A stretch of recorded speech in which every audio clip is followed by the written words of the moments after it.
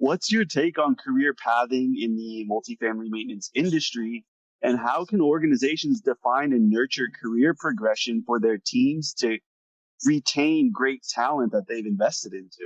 I think career pathing is necessary. And I think, my thought is when we are talking about this often, really defining what it is and setting clear expectations on what your role is today and chart each of those different roles, what those opportunities are and what that role involves so that it's clear to the associates.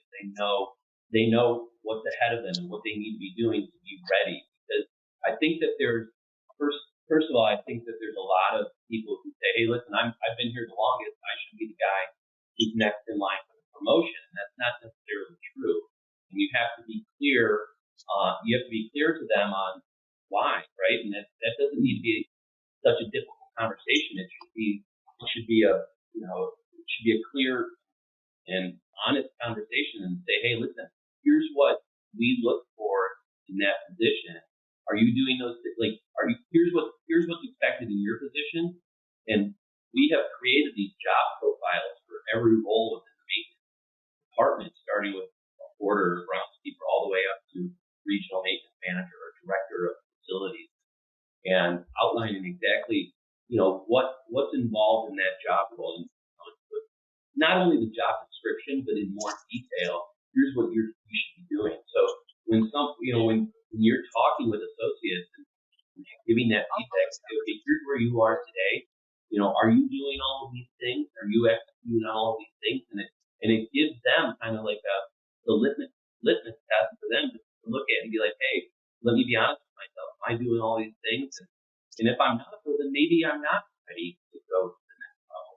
And it gives them an opportunity to kind of dig in and develop those skills. And if you're in a role, say you're in a tech position, you desire to be a maintenance supervisor, you can look ahead and say, okay, what are the things the maintenance supervisors need to do? And there's an opportunity for me to develop those skills.